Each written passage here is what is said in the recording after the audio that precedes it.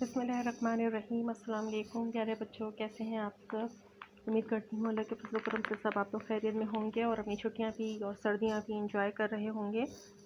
آج ہم نے جو لاسٹ ویک ہم نے سبق پڑھا تھا انسانوں کے حقوق اور ان کا احترام، اس کا حصہ اول ہمارا کمپلیٹ ہو گیا تھا۔ آج ہم اس کا حصہ دوم پڑھیں گے، تو صفحہ نمبر آپ کھولیں گے 55 رشتہ داروں کے حقوق کے بارے میں ہم آج پڑھیں گے۔ قرآن مجید میں جہاں والدین کی خدمت اور ان کے ساتھ اچھا سلوک کرنے کی تاکید فرمائی گئی ہے، وہاں رشتہ داروں کے ساتھ حسن سلوک کی بھی نصیحت کی گئی ہے۔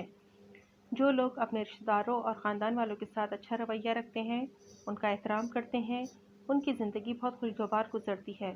اگر رشتہ دار ہم سے اچھا سلوک نہ بھی کریں تب بھی ہمیں چاہیے کہ ان کے حقوق ادا کریں۔ رسول پاک صلی اللہ علیہ وسلم نے فرمایا، رشتہ داروں سے برا سلوک کرنے والا جنت میں نہ جائے گا۔ بچوں، جس طرح سے ہمیں والدین کے حقوق پورا کرنے کے لیے احکامات ملے ہیں اللہ تعالیٰ سے، اسی طرح ہمیں والدین، اساتذہ کے بعد رشتہ داروں کے بھی حقوق پورے کرنے ہیں، اور اسپیشلی وہ رشتہ دار جن سے ہمارے والدین محبت کرتے ہیں، جو ہمارے والدین کے کلوز ہوتے ہیں، ہمیں ان رشتہ داروں کے ساتھ تو بہت حسن سلوک سے پیش آنا چاہیے، اور یہ بات یاد رکھنی چاہیے کہ سب سے پہلے ہمارے دکھ سکھ میں ہمارے رشتہ دار ہی کام آتے ہیں۔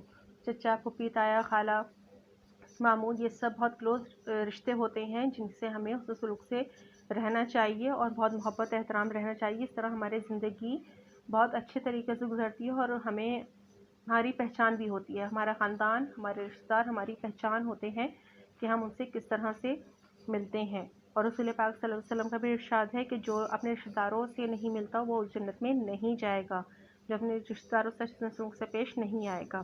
یہ بات ذہن نشین کرنی چاہیے کہ ہمیں اپنے والدین کے رشتہ داروں سے بہت اچھے طریقے سے ملنا ہے۔ سیکنڈ، اس کے بعد ہے پڑوسی۔ ہمارے گھر کے سامنے اور نزدیک رہنے والے لوگ پڑوسی ہوتے ہیں، ان کا احترام کرنا اور ان کا خیال رکھنا ہمارا فرض ہے۔ ہماری خوشی، غمی، اچھی اور مشکل وقت میں پڑوسی ہی ہمارے کام آتے ہیں۔ ان کے حقوق کو اسلام میں بہت اہمیت دی گئی ہے، ہمیں ہمیشہ ان کا ساتھ دینا چاہیے۔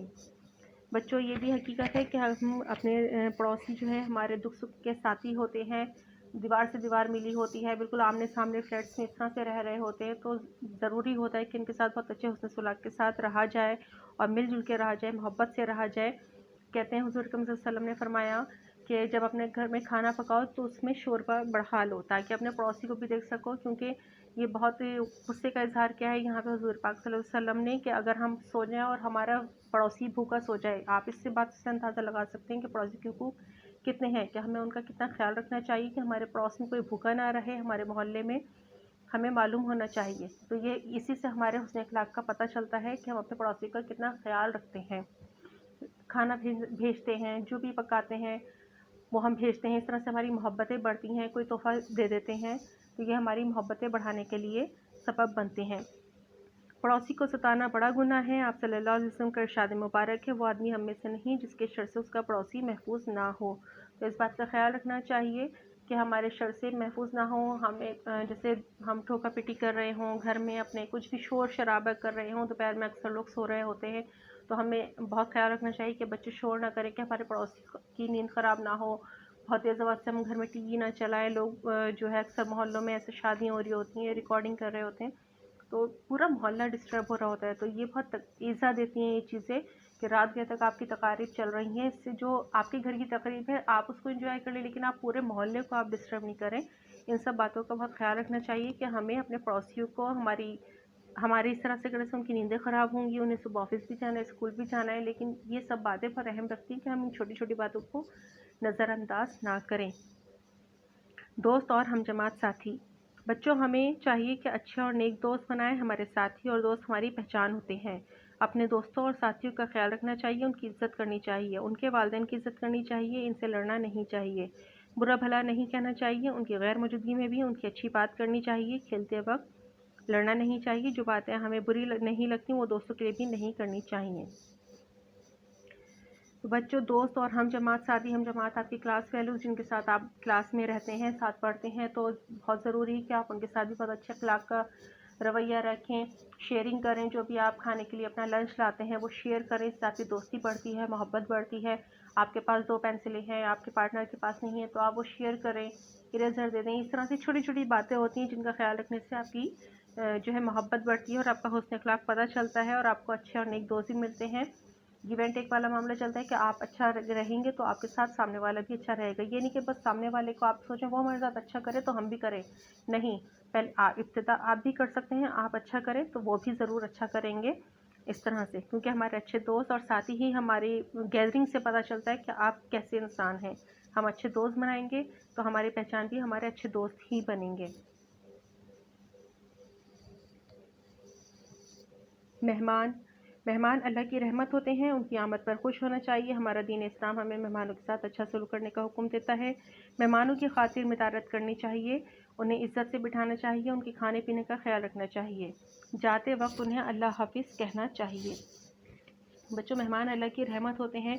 कहते हैं जब अल्लाह ताला खुश होते हैं तो क्या होता है, अल्लाह ताला खुश होते हैं तो बेटी पैदा करते हैं। अल्लाह ताला और ज़्यादा खुश होते हैं तो अल्लाह ताला आपके घर में मेहमान भेजते हैं। यानी अल्लाह ताला खुश होते हैं तो आपके घर में मेहमान भेजते हैं, यानी अपनी रहमत भेजते हैं। मेहमान आते हैं और आपके कहते हैं मेहमान आते हैं, आप उनकी बहुत अच्छी जो है मेहमान नवाजी करें, उनके साथ बहुत अच्छा रवैया रखें, बहुत अच्छे अखलाक से उनसे पेश आए, तो वो आपके जो गुनाह होते हैं वो अपने साथ ले जाते हैं।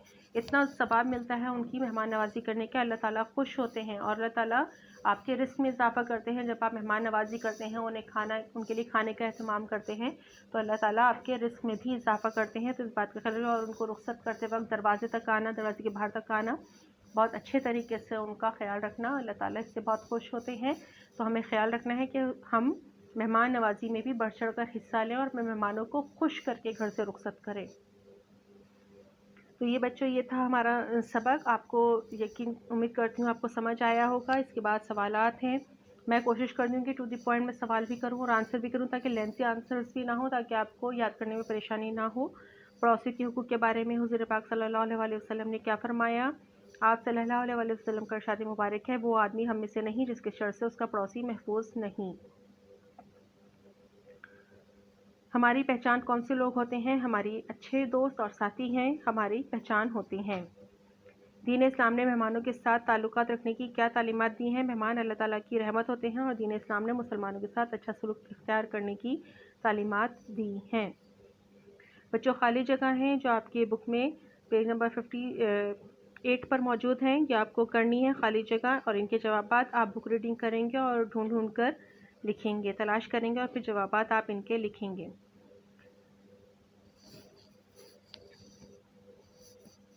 ये हमारा चैप्टर कंप्लीट हो चुका है।